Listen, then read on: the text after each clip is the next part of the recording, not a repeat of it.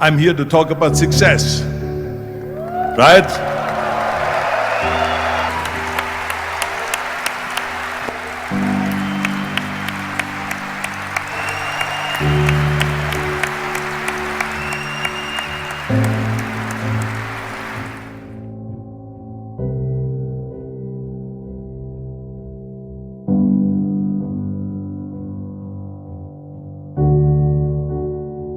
But let me get right away to the first rule of success. The first rule of success is to have a vision. You see, if you don't have a vision of where you go, and if you don't have a goal where you go, you drift around and you never end up anywhere. It's like you can have the best ship in the world, you can have the best airplane in the world. If the pilot or the captain doesn't know where to go, it would just drift around. It would not end up anywhere, or most likely in the wrong place. So I was very fortunate that I stumbled onto my vision. I mean, as you know, I was born in 1947 in Austria after the Second World War. And I didn't really like Austria when I grew up. I couldn't wait to get out of there. I couldn't see myself becoming a farmer or a worker in a factory or anything like that. Even though my parents wanted me to stay there and have a normal life. My father wanted me to become a police officer like he was. My mother wanted me just to stay there and marry a girl and have a bunch of kids. But that was their vision, not mine. My vision was totally different. I felt that I was born for something special, for something unique, for something big. So I was searching. Then one day I went to school. I remember I was 11 years old, and they showed a documentary about America. And all of this stuff, and I said to myself, that's where I want to be. I don't want to be around here with these little farmhouses and these little buildings, and everything is old. I want to be in America. But now the question was just, how do you get to America? In those days, it was a very expensive trip. It's not like today. So again, I was very fortunate that one day after school, I walked by a store in Graz. And it was the only store that really sold kind of American stuff. So I went inside and I looked around and I looked at this stuff, and then I saw a magazine. I saw a bodybuilding magazine that had Reg Park on the cover. Reg Park was then a 3-time Mr. Universe. And I saw him on the big screen as Hercules. And on the cover it said, how Reg Park, Mr. Universe, became the Hercules star. So I looked at the cover and I said to myself, I got to get this magazine. So I bought the magazine, I took it home and I read it over and over from the front page to the back. It had everything in there, how he trained, how he was working out in Leeds, England, in a factory town, how he worked out every day for 3-4 hours and became the strongest man of Europe, and how he won Mr. Europe, Mr. Great Britain, and then eventually Mr. Universe. And how he won the second Mr. Universe and the third Mr. Universe, and how he was discovered to play the starring role in Hercules. I read that and I said to myself, wow, this is the blueprint for my life. This is exactly what I want to do. I want to become a bodybuilding champion just like Reg Park. I want to get into movies just like Reg Park. And I want to make millions of dollars and be rich and famous just like Reg Park. Do you know how great it felt that I knew where I was going? Imagine the majority of people don't know where they're going. I knew where I was going. So it was just a question of how do you do it? I was so relieved. Because when you have a goal, when you have a vision, everything becomes easy. So I knew where to go. So people always ask me, when they saw me in the gym in the pumping iron days, they said, why is it that you're working out so hard? 5 hours a day, 6 hours a day, and you have always a smile on your face. The others are working out just as hard as you do, and they look sour in the face. Why is that? And I told people all the time, I said, because to me, I'm shooting for a goal. In front of me is the Mr. Universe title. So every rep that I do gets me closer to accomplishing that goal, to make this goal, this vision turn into reality. With the age of 20, I went to London and I won the Mr. Universe contest as the youngest Mr. Universe ever. And it was because I had a goal. And this is no different than anything else, what I'm talking about. This is not just about bodybuilding. It was the same in acting. And the same thing is also in politics. I remember that in politics, I had a very clear vision that I will be the leader of California. This is as far as I could go because I was not born in America, so I could not run for president. So being the governor of the 5th largest state was for me really the ultimate title, the ultimate accomplishment in politics. So even though people came up to me and says, why don't you go and run for something smaller, you're never gonna make it. I ran for governor, and then 2 months later I became governor of the state of California. Again, because I had a very clear vision what I'm gonna do with California. So let me tell you something, visualizing a goal and going after it makes it fun. You got to have a purpose no matter what you do in life. You got to have a purpose. So that's rule number 1, have a vision.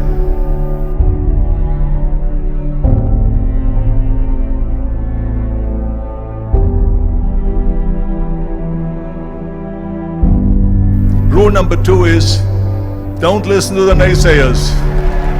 Everything I ever did, the thing that I heard out of people's mouth was, that's impossible. That can't be done. Or no. I remember when I wanted to be a bodybuilding champion, including my parents and everyone else around me, said this is impossible. That is exactly what I heard, and of course I proved to the people that it can't be done. So whenever someone said to me, it can't be done, I heard it can be done.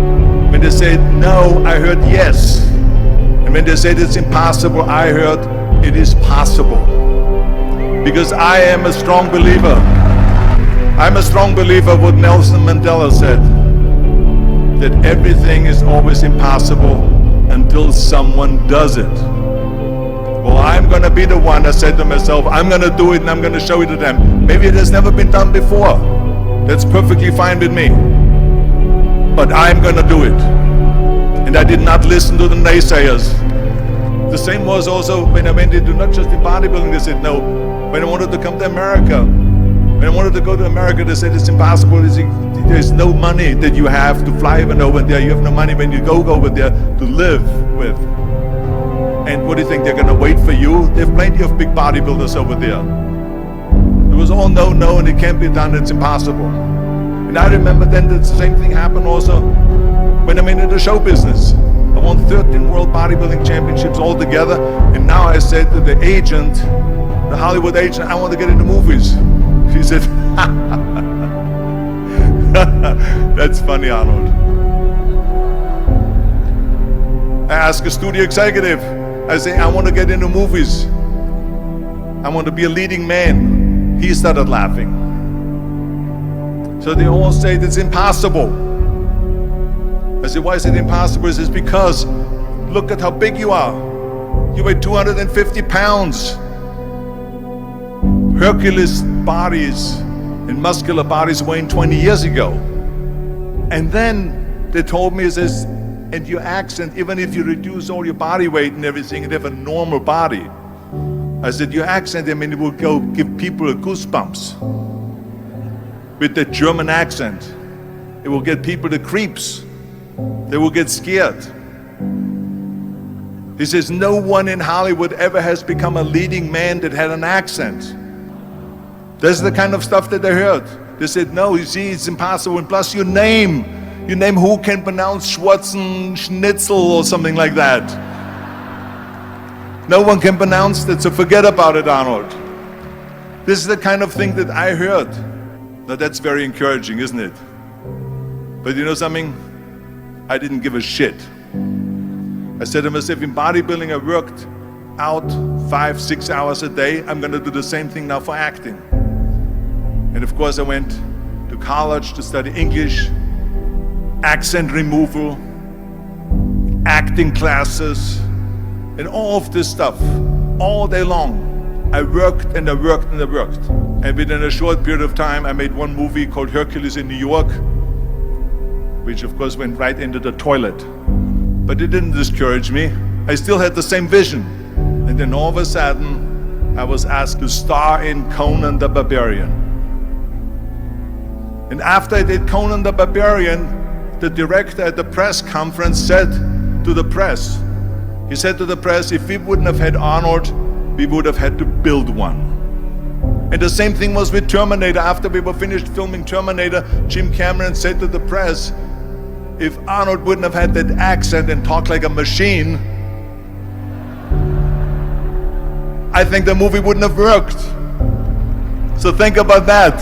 The body and the accent that they attacked was an asset.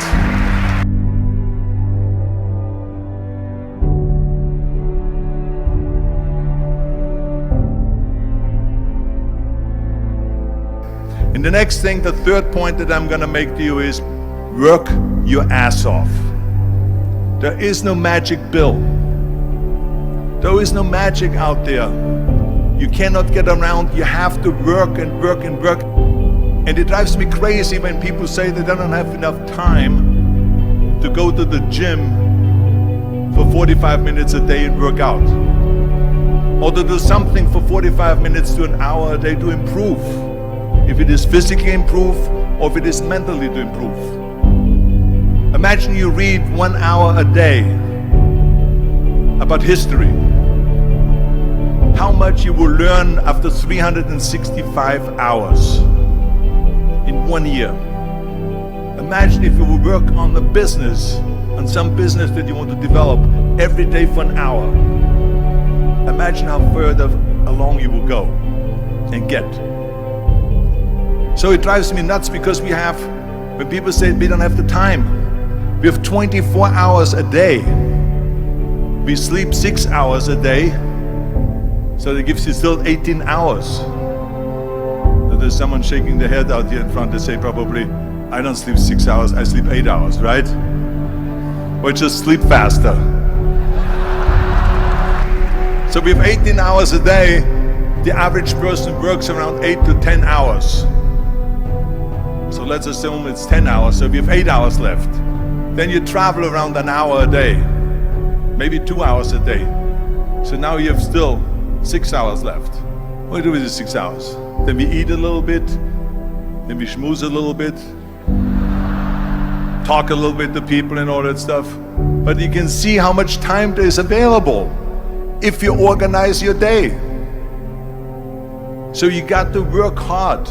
I mean, let me tell you something. When I went to America, I went to college, I went and worked out 5 hours a day, and I was working on construction. Because in those days in bodybuilding, there was no money. I didn't have the money for food supplements or anything. So I had to go to work. So I worked on construction. I went to college, I worked out in the gym, and at night from 8 o'clock at night to 12 midnight, I went to acting class 4 times a week. So I did all of that. There was not one single minute that I wasted. I became very friendly with Muhammad Ali in the 70s. And Muhammad Ali worked his butt off. And I saw it firsthand. And I remember that there was a sports writer that was there in the gym when he was working out and he was doing sit-ups. And they asked him, how many sit-ups do you do? And he said, I don't start counting until it hurts. Now think about that.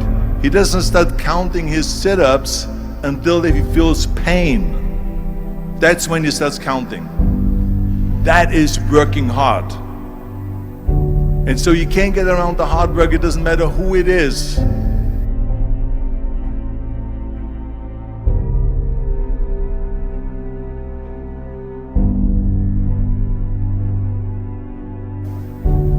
Well, I hate plan B. But when you start doubting yourself, that's very dangerous.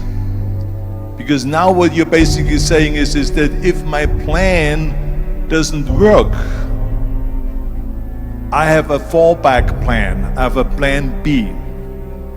And that means that you start thinking about plan B, and every thought that you put into plan B you're taking away now that thought and that energy from plan A.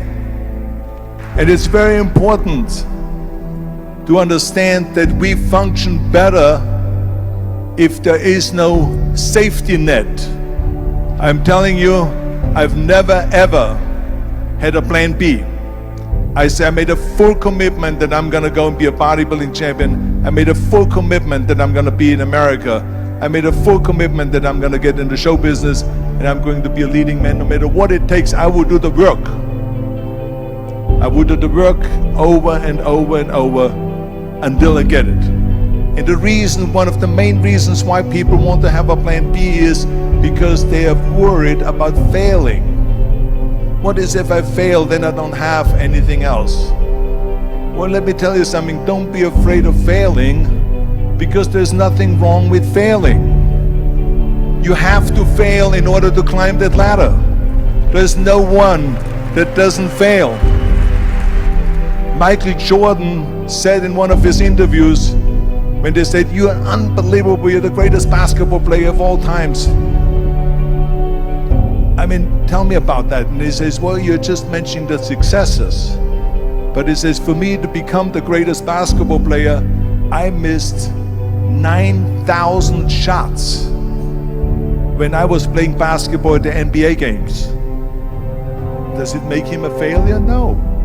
He's one of the greatest basketball players of all times, but he failed 9,000 times. Do you get it? We all fail. It's okay. What is not okay is that when you fail, you stay down. Whoever stays down is a loser. And winners will fail and get up. Fail and get up. Fail and get up. You always get up. That is a winner. That is a winner.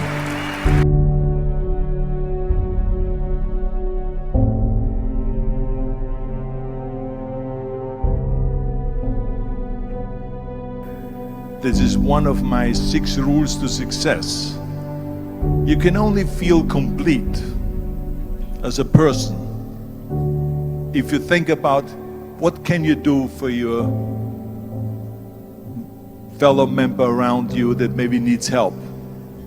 I was an immigrant going to America, and I saw how America was the most generous country in the world. I mean, they opened up their arms to me, they helped me, they invited me for Thanksgiving dinner. The people, they brought me, the bodybuilders in the gym brought me plates to my apartment because I had no plates, I had no silverware, I had no bedware, I had no pillows, I had no blanket, I had no TV, I had no radio, I had nothing. They brought it to my apartment.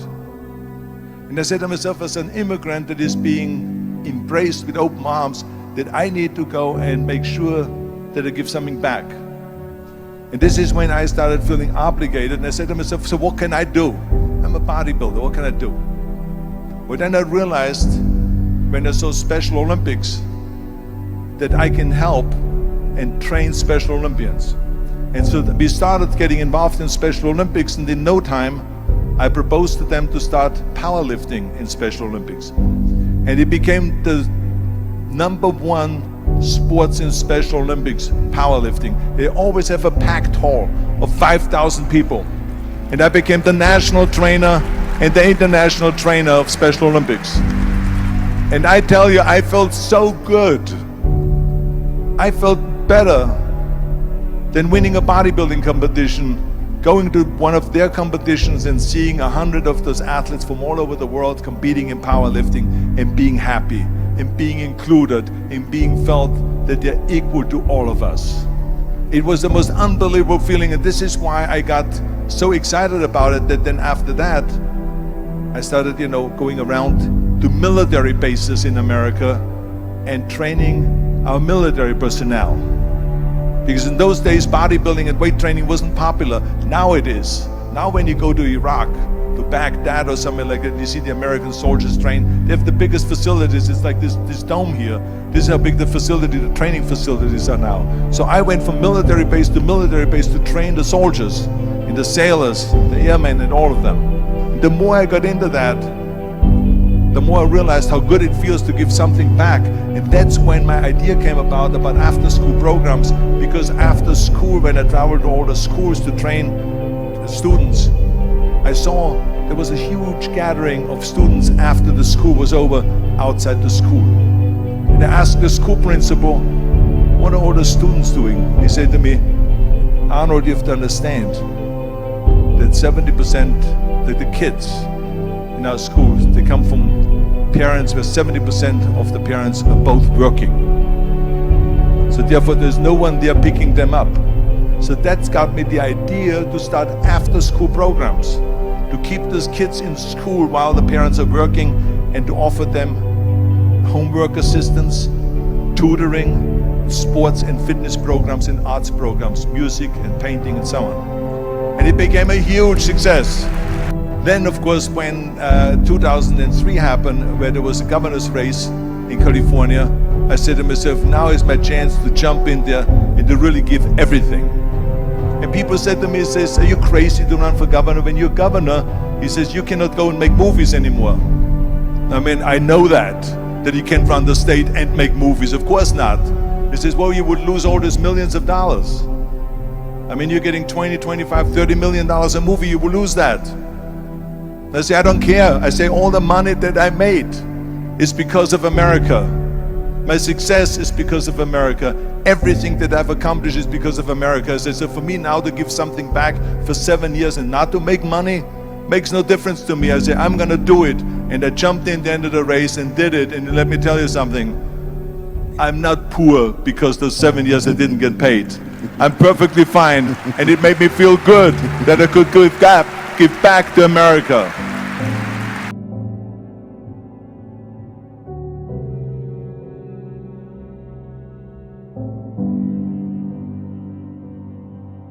Well, I think that every day we are benefiting from someone helping us. That's why I said earlier, there's no such thing as a self-made man. I mean, when you think about it, you're born and you need your parents to raise you. You need your teachers to teach you. You need your coaches to do sports. And so when I think about back of the people that helped me, I remember that everything I did always needed help. Think about it when someone says, Arnold, you're the greatest self-made man. I said, you can call me anything you want, but don't ever call me self-made man. I said, because I did not get to that point by myself. I mean, think about just to be successful in the movies. The only one that makes you successful in the movie is the people that go to see the movie. So how can you say to you're self-made man when you need millions and millions and millions of people all over the world to go and see your movie? So people, then the press looks at it and says, this guy has a big box office success. It's the people, it's you. Imagine if Jürgen and I both think that we're self-made people and this hall right now is empty. No one here. Do you think this will be a successful conference? No. Who makes it successful is not him and me. We are just one little molecule that is added to the equation. But you are the ones that make this conference a successful conference. So thank you all of you for being here today. You are the ones that is making it big.